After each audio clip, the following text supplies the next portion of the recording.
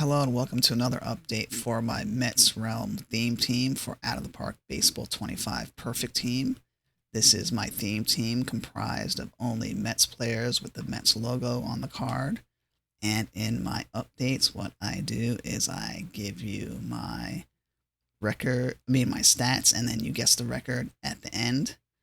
And so in this season, Out of the Park Baseball Perfect Team, we're in the year 2041, and last season in 2040, I made the playoffs, and I lost in the wild card round, just barely held on in the wild card to get in. And so this season, I'm trying to push forward, see if I can make it farther in the playoffs, potentially, if I make the playoffs, hopefully. And yeah, let's see. And also last season, I got two big hitters. I got Beltran and Alfonso.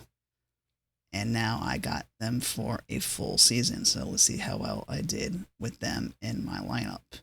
So why don't we get started and do the update. So let's get to our starting pitching. Now, right away, you'll notice that I've got a pitcher that wasn't on my team last season, Christian Scott, with 18 wins, 4 losses, and a 2.29 ERA. Let's go take a look at his card. Look at this beauty, a perfect 100 future legend. And I slotted him in, I would say, maybe it was May. So let's go take a look at his game logs. So yeah, his first game was on May 14th. And as you can see, a lot of green on the right side. A lot of green. 18 wins, 2.25 ERA. He was a pretty good pitcher for me.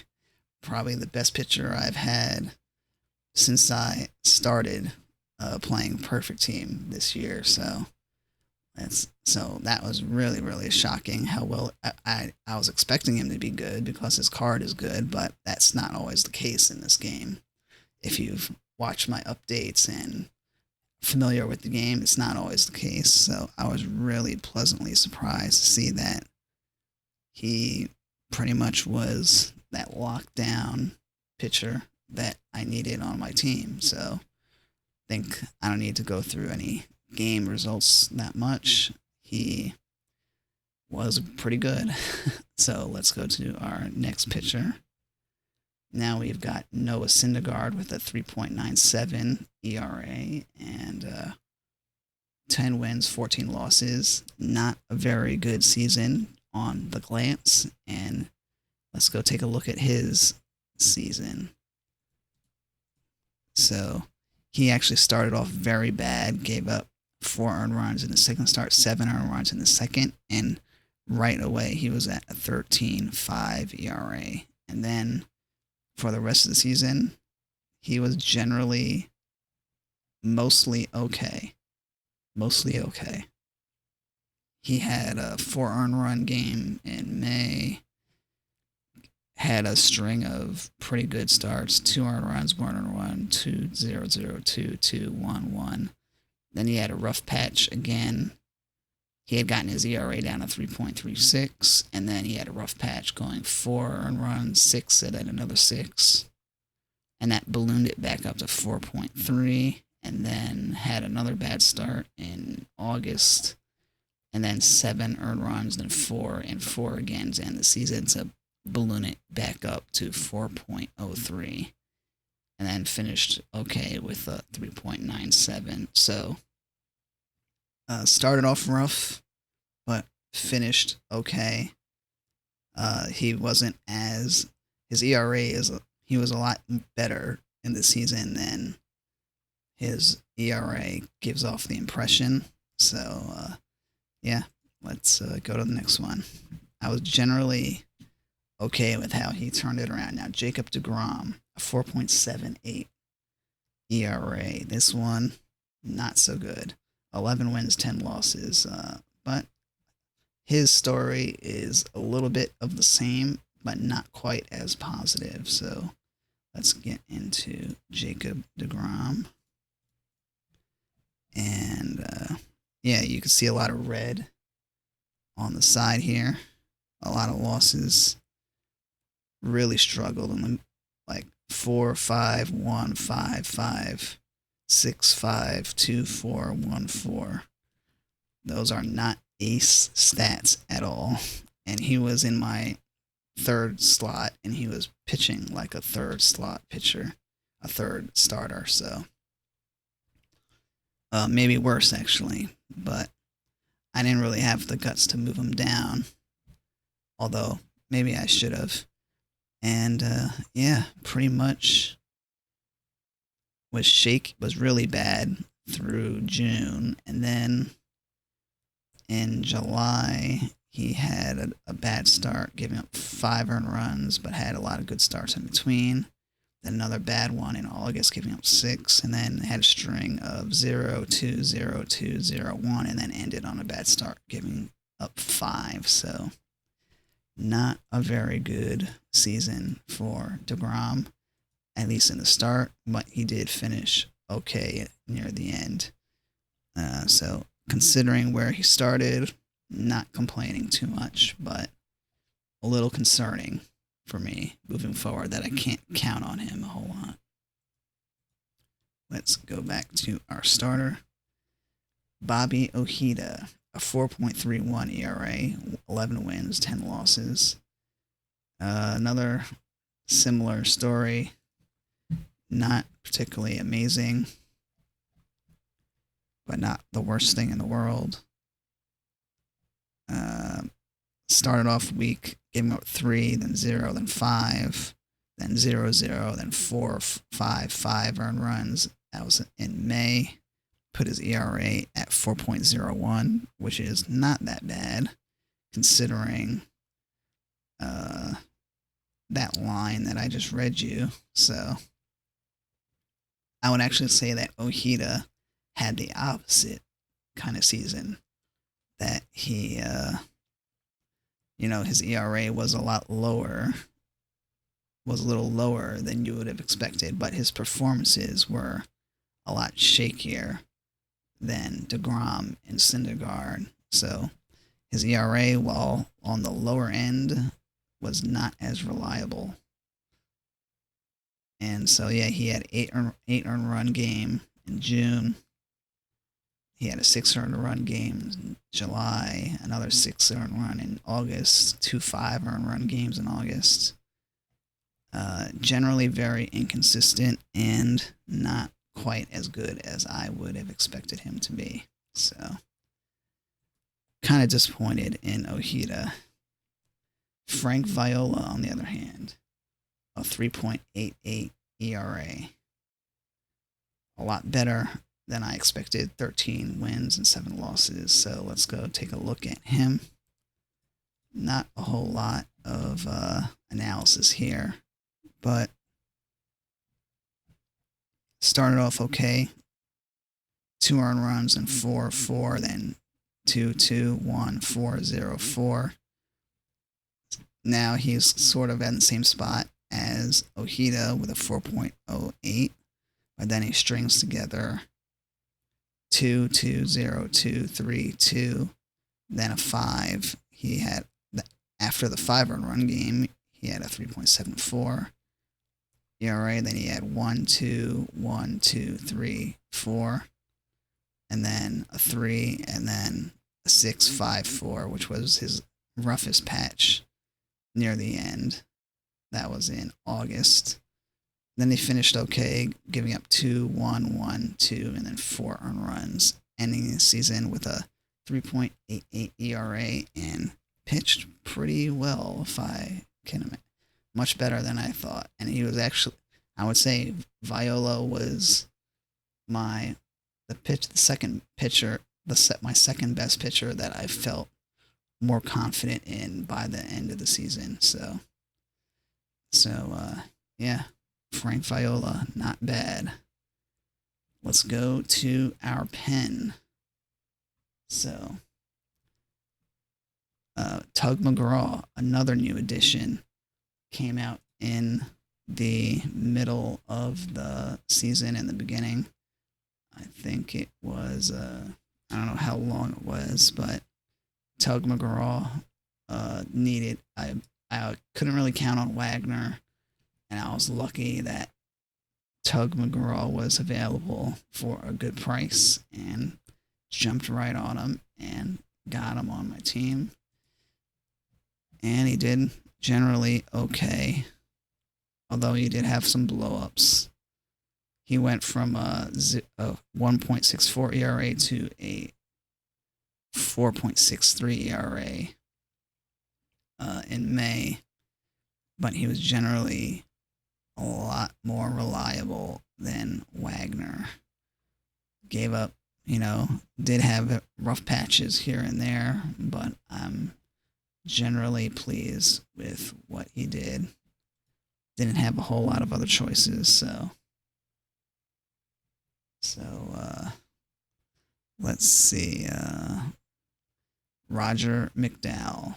Let's go there, and I had brought him back into my. We're gonna keep it right here, actually.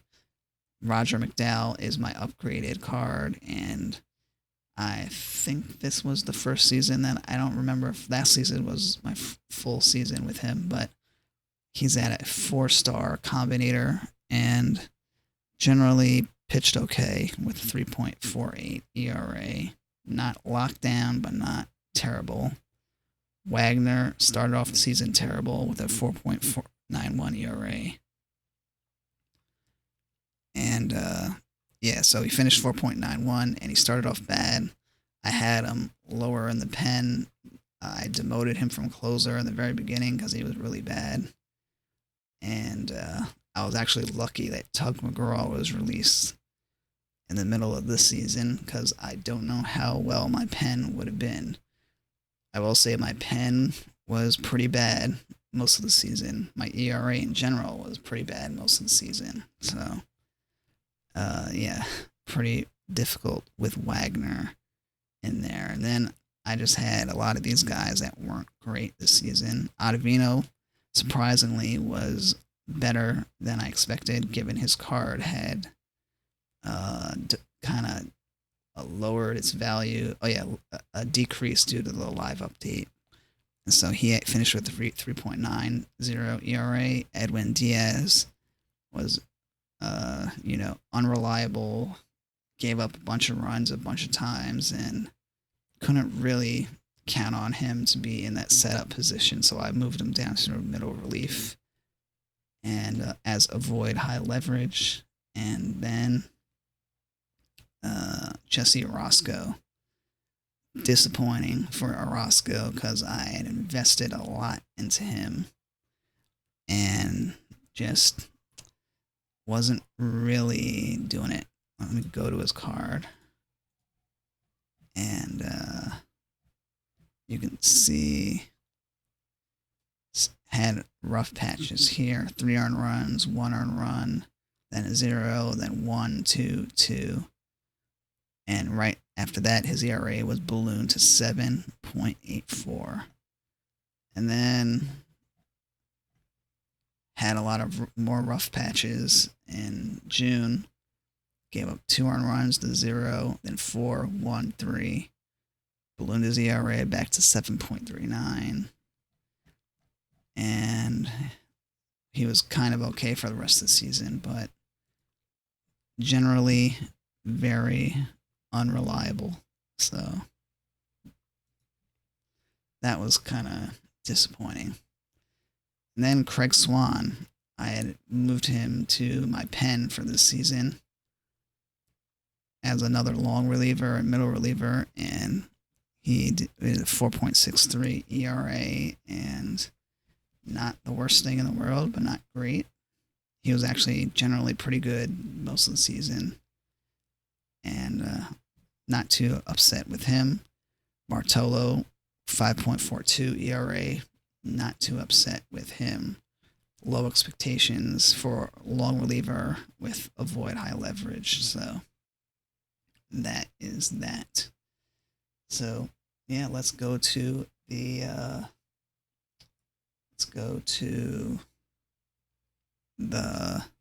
lineups now.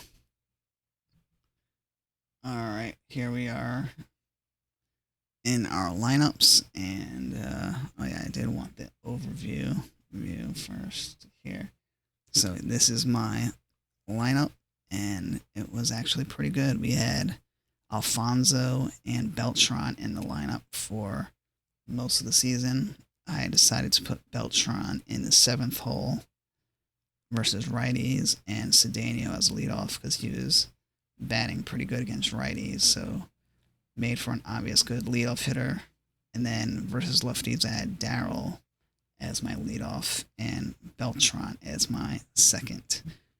And so let's go into our stats. Let's see.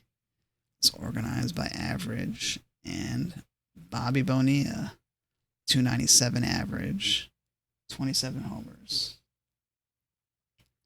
83 RBIs, and 85 runs. Pretty impressive. Then we had Alfonso with 20 homers, 87 RBIs, and 295 average. Magadan, 279 average. It's mostly against lefties, I think. And 5 homers, 62 RBIs. Darryl Strawberry did very well in the league against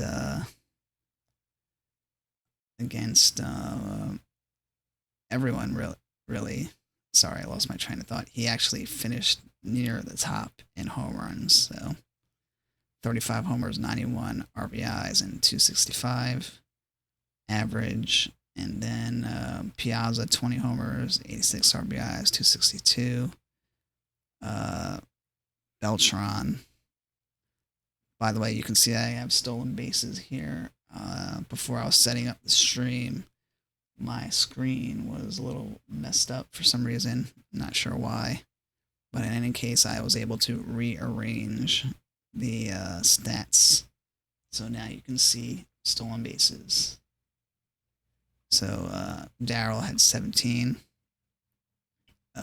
Roger Cedeno batted 258, and he had 44 stolen bases, and he was caught 16.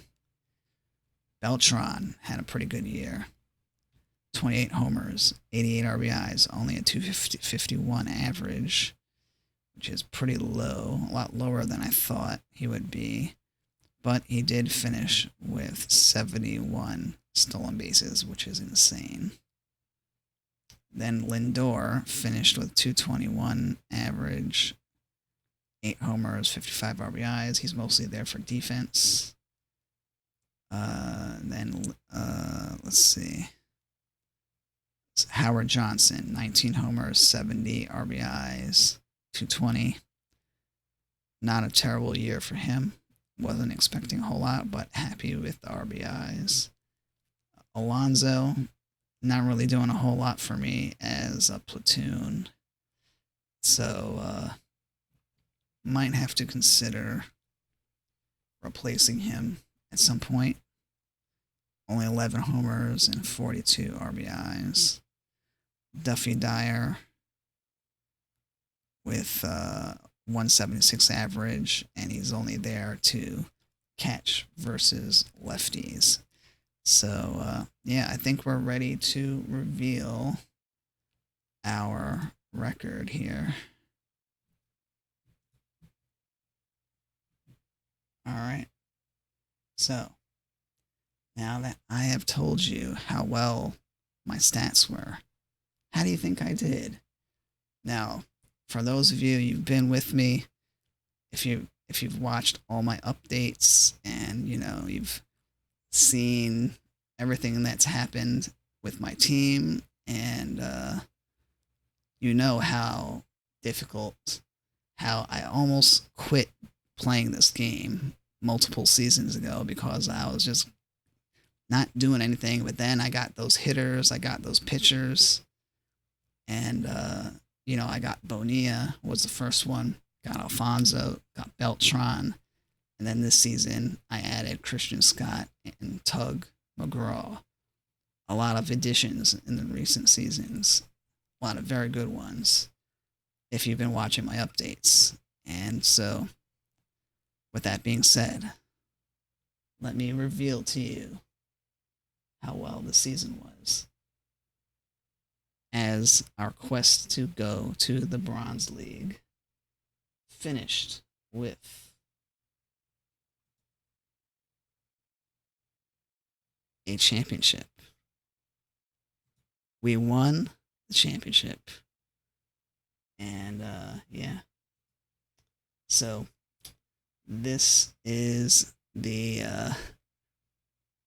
really satisfying results that I was really looking forward to getting at some point.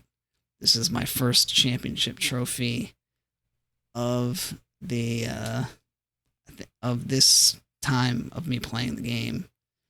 So yeah, finished 91-71. Let me get into the details of how that came about. It did not come easy, and I was definitely on pins and needles. So let me show you how the standings turned out to be. So I ended up winning the division, but the division was not an easy task. See, I had 91 wins. The person behind me, Florida Peaches, 88 wins. 87 wins for the Hanwha Eagles. And then the Duxbury Dragons had 80 wins. And at one point in time, all three of these teams were within 3 games of me. I had to fight these teams off for like the last 2 months of the season. They were within like 2 or 3 games. And then in September, I was able to beat Duxbury Dragons and knock them out, and then knock them down to where they are now by winning like 3 out of 4. And then it was just down to Florida Peaches and Hanwha Eagles, who were breathing down my neck. And this is how that ended in October. My let's see, right here was my last. So my last 9 games, I played the Hanwha Eagles 3 games, and then I ended up losing 2 out of 3. Then I lost 2 out of 3 again to the Florida Peaches that were right behind me, and then I finished against the last place team in the division, and I ended up clinching on the second to last game of the season. So that was a real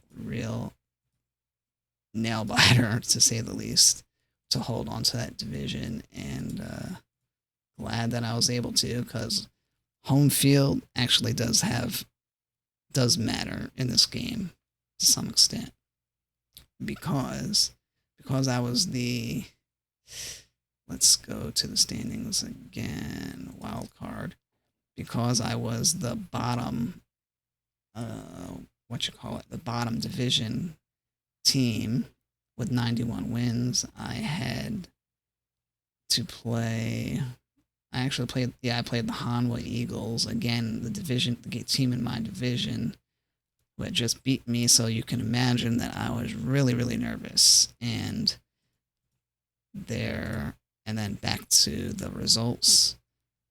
I ended up losing game 1. This was a 2 out of 3 series, and I was sweating, really sweating. Then I won the next 2.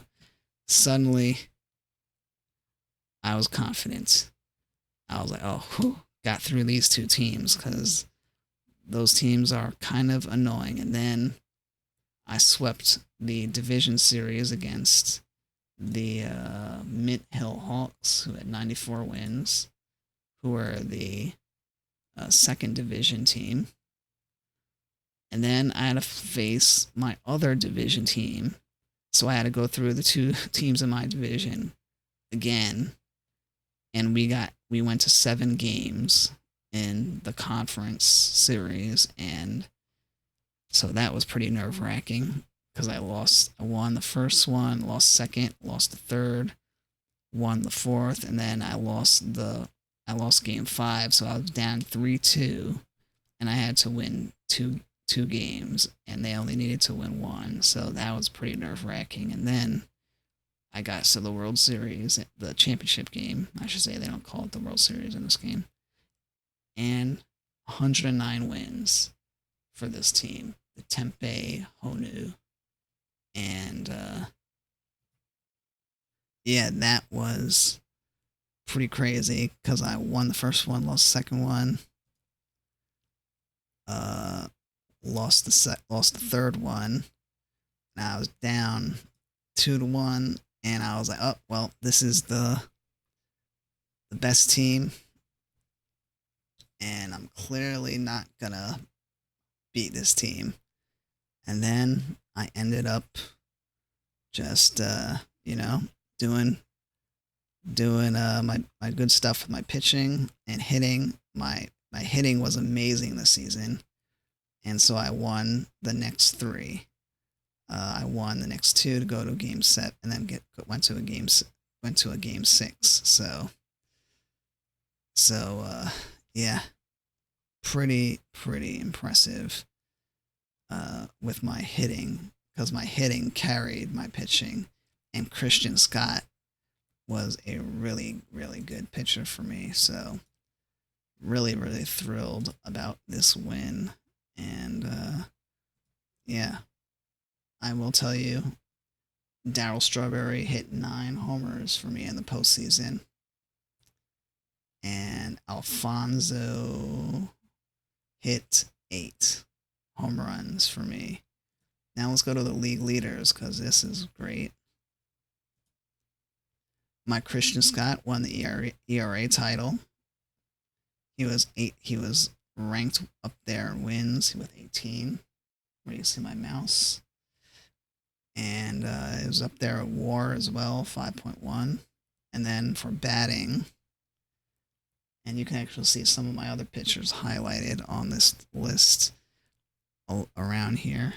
And batting, my Strawberry finished with 35 homers, second in the league. So yeah, my hitting was carrying my team this year, which is a far cry from previous seasons if you've watched any of my other updates. And so just to highlight right here, 11th in runs, 20th in average. I was 6th in homers, 12th in ERA. My ERA actually got better near the end of the season, but it was like mid-20s most of the season, and my defense was 29th, which is kind of puzzling, and I'm not quite sure why it's that bad. But yeah. So we move on to the Bronze League, and the last time I was in the Bronze League was I think it was 2020. Let me see if I can get to my no, it's not there. My trophy, maybe it's over here. Trophies, achievements and trophies. Here it is. So win here. I was last in Iron League in 2029. We're now in 2041, going into 2042. So think about that. That's like months ago. And then I've did the free fall down to Iron, then to Stone, and then hovering between Iron and Stone. And now my team is doing very good. Very good. So I've actually got all of the regular released Mets cards that are actually good. There are some lower level ones that I haven't gotten yet, but all of the big ones I now have. I'm up to date and translated into a championship. So if you've been watching me, cheers to you. I appreciate it. And let's celebrate another championship in the future for the Mets realm. So anyway, in any case, that's the update for my Mets realm theme team 2041. I did acquire a new card at the end of the season. It is a Bobby Ojeda Combinator. And so I'll have an upgraded Bobby Ojeda in the future. Oh yeah, I should go back there to show you the upgraded. So this is where I have him upgraded now, but he goes up to this. This is what the max level is, and figured now that I'm moving up the ranks, I need to bolster my rotation, and even if this card ends up falling out of the rotation, he would actually make a good bullpen card as well. So that's what we'll be doing. So anyway, once again, thanks for watching. I've got a lot of packs here, but I'm not going to open them until more cards are released, as I've done before. So thanks for watching, and have a nice day. And don't forget to like and subscribe if you like my content. I also cover indie games on my channel. Much appreciated. Have a nice day.